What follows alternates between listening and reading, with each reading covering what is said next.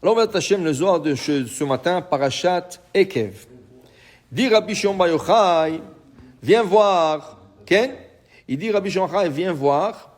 Akadosh Baruch Hu, il dit au peuple d'Israël, vous dormez et moi je vous protège. C'est vrai qu'il y avait un Romain qui voulait se convertir. Il y avait un Romain. Comment il s'appelait? Il s'appelait Onkelos. Onkelos, il a écrit toute la traduction araméenne de la Torah. Alors quand tu ouvres un Chumash, un Pentateuch, Shabbat, tu regardes, il y a la paracha, juste à côté de la paracha, c'est Onkelos. Il y a une mitzvah de lire chaque vendredi la paracha Shnai Mikra et Chatargum, Onkelos. Onkelos, on dit qu'il a fait son commentaire. C'est pas un commentaire, c'est une traduction araméenne. C'est une traduction qui a été donnée à Moshe Rabbeinu, qui a été oubliée, et lui, il a retourné toute la traduction. Alors, tu l'as sur le Tromash, et tu l'as sur le Nevi'im, tu l'as sur le Ktubim. C'est une traduction très, très importante. Il y a dans cette traduction un peu de commentaire. Qu'est-ce que ça veut dire commentaire? Il ne fait pas un commentaire, lui. Mais de la manière qu'il a traduit, c'est un commentaire. Alors, Rashi, plusieurs fois, pas une fois, pas deux, pas trois, Rashi, plusieurs fois, il dit, Onkelos, la manière qu'il a traduit, c'est ça le sens, mais des fois il est d'accord avec lui, des fois il n'est pas d'accord avec lui. Mais Onkelos c'était une sommité. Maintenant Onkelos, c'est quoi son histoire? Lui, un jour il a senti qu'il veut se convertir. Il voulait se convertir. Il est parti voir son oncle. Okay? Il est parti voir son oncle, Titus, qu'il a détruit le Beth Amikdash. Il a dit, oncle, moi je veux faire une affaire. Est-ce que tu as un conseil pour moi? Il dit, mon fils, pourquoi tu veux faire une affaire? Il te manque de l'argent? Moi, je suis riche. Comment il te faut? Dis-moi, je te donne. Non, je vais avoir l'expérience de la vie. Donne-moi, je vais faire une affaire. Rien que pour avoir une expérience, comment on fait une affaire, je vais avoir une expérience. Il dit, pas de problème. Je te donne un conseil. Mais si tu suis le conseil, tu vas réussir. Il dit quoi? Quand il y a une marchandise que tu la vois dans le marché, qu'elle est descendue très très bas, achète-la. Il dit, parce que c'est comme une roue. Ça descend très bas, ça va remonter. Au moins que tu l'as acheté à un bon prix, quand ça va remonter, tu vas faire beaucoup d'argent. Ah, Toda Rabba, je te remercie, Bémet, que tu as donné un bon conseil, je vais la faire. Il est parti, qu'est-ce qu'il a fait? Il est parti se circoncire, il est parti prendre le mikvé, il s'est converti au judaïsme, il est devenu juif. Mais pendant 2 mois, l'oncle n'a pas entendu de lui, alors il pensait qu'il a voyagé, faire des affaires et tout ça. Du coup, il y a des gens qui viennent et disent, mais tu as entendu, ton neveu, il s'est converti, il est devenu juif. Juif, qu'est-ce qui se passe? Chasvé Shalom, pour lui, Chasvé Shalom, il a détruit le Beth Amikdash, lui, et son neveu devient juif. Un jour, il est venu le voir, il dit, dis-moi, qu'est-ce que j'ai entendu? Tu es devenu juif? Il dit, oui. Et tu n'as pas honte. Comment tu as fait ce coup? Il dit, mais écoutez, je vais suivre ton conseil.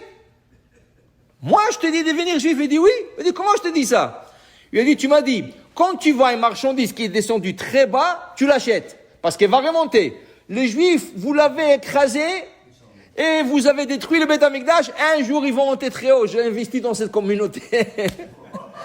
Mais non, lui, il n'a pas accepté, il voulait le tuer.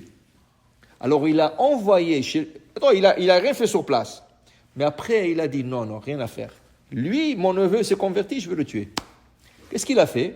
Il a envoyé des soldats pour le prendre, pour le mettre en prison, Alors, ils sont venus l'attraper. Et ils l'ont attrapé. Il voulait le sortir de la maison, il a mis la main sur la mezouza, il a embrassé. Les soldats, il y avait là-bas au moins 100 soldats. Ils ont dit, c'est quoi ça? C'est quoi cette chose? Il dit, écoutez, vous savez, Titus, quand il dort, il est dans la chambre à coucher, il dort. Et vous êtes les gardiens, vous êtes en dehors de la chambre en train de le protéger. Qu'il ne vienne pas quelqu'un pour le tuer, quelque chose comme ça. Il dit à Kadosh Baruch Hu, le Dieu des Juifs, c'est pas la même chose. Le Dieu des Juifs, la personne, elle dort, et le roi, il est dehors en train de le protéger. Waouh! Et qu'est-ce que c'est ça? Ça, c'est la protection. La mezouza, c'est la protection. Il a converti tout le sang. Tous les sangs, ils ont dit quoi? Dieu, c'est un roi, et lui, il est dehors, il est en train de protéger ses sujets. Alors, c'est une religion magnifique. Il les a convertis. Okay? Et après, il a envoyé encore une troupe. Il les a convertis par un autre Vartora. Il a arrêté de lui envoyer des troupes. Il a dit, celui-là, il va me convertir tout le Rome. Laisse-le comme ça. Il a laissé faire. Mais pour dire Rabbi Shimon Bar Yochai ce matin, c'est exactement qu'est-ce qu'il dit. Il dit la personne, elle dort, et Akadosh Baruch Hu est en train de le protéger sur la porte. Okay? Il dit ici, Bishma Kaddisha, avec le nom sacré de Dieu, il est en train de protéger cette personne qui est dans. Et il dit, c'est quel nom? C'est le Shakai. C'est le Shaddai. Alors vient Rabbi Yitzhak, son élève de Rabbi Shimon Bar Yochai, il dit, alors Rabbi, expliquez-moi une chose, je ne comprends pas. Alors pourquoi écrire toutes les mezuzahs? Pourquoi il y a toutes les mezuzahs? Shema Israël, Hashem Elokeinu, Hashem Echad, Va'afta, et après Vayam Shamoa. Pourquoi écrire tout ça?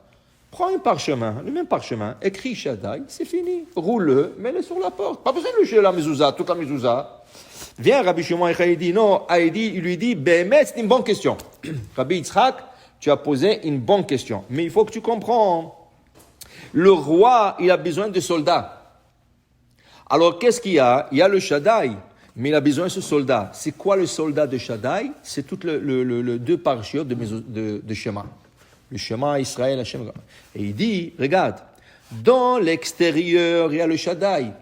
Mais à l'intérieur, si je regarde la mezuzah, qu'est-ce qu'il y a, le mot qui se trouve derrière le Shaddai? Quel mot il se trouve? Vehaya im shamoa tishmu el mitzvotai.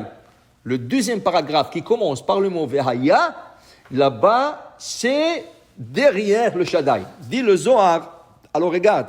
Vehaya, c'est le même lettre Yud Ke Vav Ke. Vehaya, Vav, He, Ken, Yud et He. Alors si tu renverses tu permutes, tu renverses les lettres, tu les arranges, qu'est-ce que tu vas voir? Yud Ke Vav Ke. Il dit voilà, deux shomrim.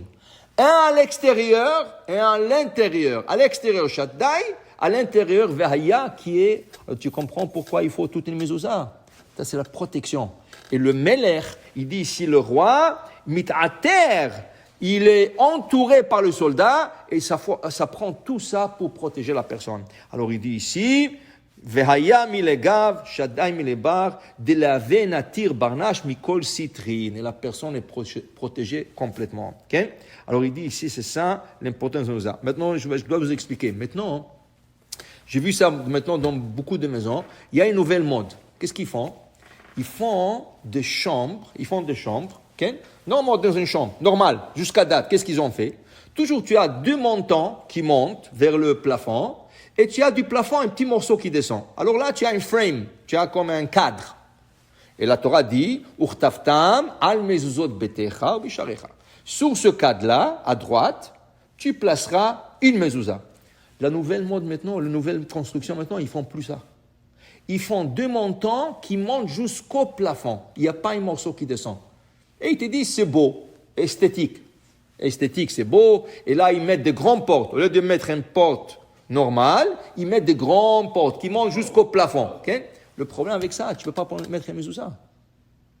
Parce que pour la mezuzah, il faut le morceau qui descend du toit. Okay? Alors ça veut dire que si le gars il construit toute sa maison, j'ai parlé avec un, il m'a montré. Un gars il m'a montré sa maison, toute la maison est comme ça. Il peut mettre la mezuzah ni dans la porte en avant, ni dans les chambres à coucher, ni dans le salon, ni dans la cuisine, toute la maison. Le designer il lui a dit comme ça. Maintenant, on va dire, s'il dit, non, tu sais quoi, moi je vais mettre quand même la mezuzah.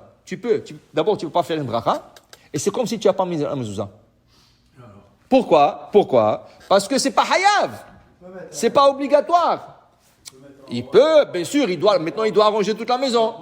C'est ça, mais tu as besoin de faire tout ça. Mais pour te dire, ils croient qu'ils font la vie d'une Torah, c'est pas la vie d'un designer. Un designer, il va te faire des portes comme ça, des portes carrées, des portes triangles, tout ça. Mais il faut savoir selon l'halakha. Okay? Et selon l'halakha aussi, il y a des portes où tu peux mettre la mezuzah. Il y a des portes où tu ne peux pas mettre la mezuzah. Il y a la taille de la chambre, 2 mètres sur 2 mètres minimum. Alors, walk-in closet. Des fois, dans le walk-in closet, dans l'armoire des habits, oui, on peut mettre une mezuzah. Des fois, on ne peut pas mettre des mezuzahs. Okay? Il y a des chambres, il y a des balcons. Il y a des balcons où il faut mettre la mezuzah à droite. Il y a des balcons où il faut mettre la mezuzah à gauche. Tout dépend de la manière de rentrer. Il y a plein de choses. Alors, avant de mettre une mezuzah, tu as besoin de te conseiller avec quelqu'un qui te conseille quoi faire. Et surtout, quand tu construis une maison et tu fais ta propre demande, est-ce que ça, si je fais comme ça, j'aurai le droit de mettre une mezuzah ou pas? Pour dire que regarde l'importance de la mezuzah. Sinon, Akadosh Baruch Hu ne vient pas te protéger. Akadosh Baruch Hu avec tout le soldat qui a ici. Alors pour dire pour la mezouza, il faut savoir comment faire pour avoir la mezouza bien placée. Baruch Adonai Le'olam. Amen ve amen.